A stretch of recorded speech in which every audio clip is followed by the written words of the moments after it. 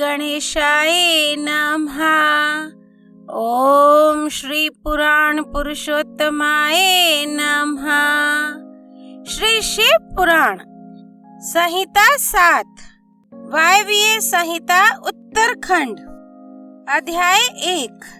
ऋषियों के पूछने पर वायुदेव का श्री कृष्ण और उपमन्यु के मिलन का प्रसंग सुनाना।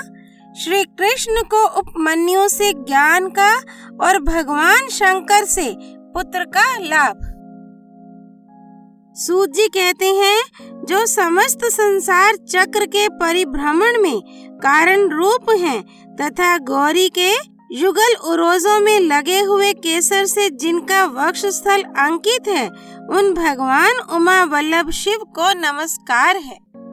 उपमन्यु को भगवान शंकर के कृपा प्रसाद के प्राप्त होने का प्रसंग सुनाकर मध्याह्न काल में नित्य नियम के उद्देश्य से वायुदेव कथा बंद करके उठ गए।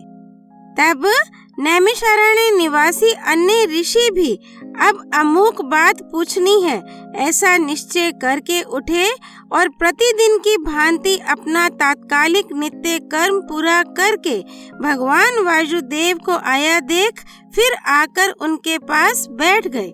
नियम समाप्त होने पर जब आकाश जन्मा वायुदेव मुनियों की सभा में अपने लिए निश्चित उत्तम आसन पर विराजमान हो गए, सुख पूर्वक बैठ गए, तब वे लोक वंदित पवन देव परमेश्वर की श्री संपन्न विभूति का मन ही मन चिंतन करके इस प्रकार बोले।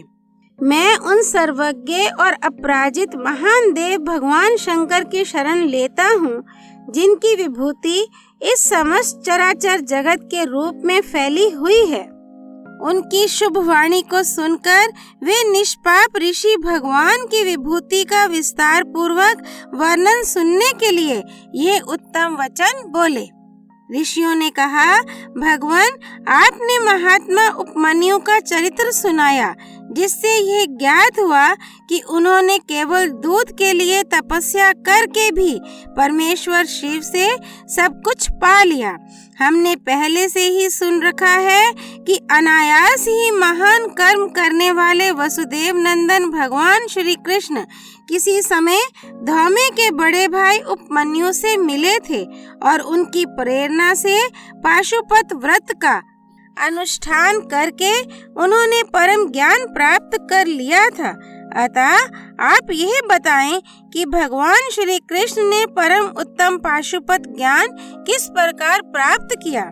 वायुदेव बोले, अपनी इच्छा से अवतीर्ण होने पर भी सनातन वासुदेव ने मानव शरीर की निंदा सी करते हुए लोक संग्रह के लिए शरीर की शुद्धि की थी। वे पुत्र प्राप्ति के निमित्त तप करने के लिए उन महामुनि के आश्रम पर गए थे, जहाँ बहुत से मुनि उपमन्यु जी का दर्शन कर रहे थे। भगवान श्री कृष्ण ने भी वहां जाकर उनका दर्शन किया। उनके सारे अंग भस्म से उज्जवल दिखाई देते थे। मस्तक त्रिपुंड्र से अंकित था। रुद्राक्ष की माला ही उनका आभूषण थी। वे जटा मंडल से मंडित थे। शास्त्रों से वेद की भांति वे अपने शिष्य भूत महर्षियों से घिरे हुए थे और शिवजी के ध्यान में तत्पर हो शांत भाव से बैठे थे। उन महातेजस्वी उपमन्यु का दर्शन करके श्री कृष्ण ने उन्हें नमस्कार किया। उस समय उनके संपूर्ण शरीर में रोमांच हो आया। श्री कृष्ण ने बड़े आदर के साथ मुनि की 3 बार परिक्रमा की, फिर अत्यंत प्रसन्नता के साथ मस्तक झुका हाथ जोड़कर उनका स्तवन किया। तदनंतर उपमन्यु ने विधि पूर्वक अग्नि रीति भस्म इत्यादि मंत्रों से श्री कृष्ण के शरीर में भस्म लगाकर उनसे 12 महीने का साक्षात पाशुपत व्रत करवाया। तत्पश्चात मुनि ने उन्हें उत्तम ज्ञान प्रदान किया। उसी समय से उत्तम व्रत का पालन करने वाले संपूर्ण दिव्य पाशुपत मुनि उन श्री कृष्ण को चारों ओर घेर कर उनके पास बैठे रहने लगे। फिर गुरु की आज्ञा से परम शक्तिमान श्री कृष्ण ने पुत्र के लिए सांब शिव की आराधना का उद्देश्य मन में लेकर तपस्या की। उस तपस्या से संतुष्ट हो 1 वर्ष के पश्चात पार्षदों सहित परम ऐश्वर्यशाली परमेश्वर सांब शिव ने उन्हें दर्शन दिया। श्री कृष्ण ने वर देने के लिए प्रकट हुए सुंदर अंग वाले महादेव जी को हाथ जोड़कर प्रणाम किया और उनकी स्तुति भी की।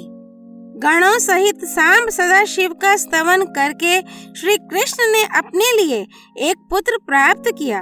वह पुत्र तपस्या से संतुष्ट चित्त हुए साक्षात शिव ने श्री विष्णु को दिया था। चूंकि सांब शिव ने उन्हें अपना पुत्र प्रदान किया, इसलिए श्री कृष्ण ने जाम्बवती कुमार का नाम सांब ही रखा। इस प्रकार अमित पराक्रमी श्री कृष्ण को महर्षि उपमन्यु से ज्ञान लाभ और भगवान शंकर से पुत्र लाभ हुआ। इस प्रकार यह सब प्रसंग मैंने पूरा कह सुनाया। जो प्रतिदिन इसे कहता सुनता या सुनाता है, वह भगवान विष्णु का ज्ञान पाकर उन्हीं के साथ आनंदित होता है। अध्याय 1 संपूर्ण। परम ऐश्वर्यशाली परमेश्वर सांब शिव की जय। भगवान श्री कृष्ण की जय। हर हर महादेव। श्री हरि अर्पणमस्तु।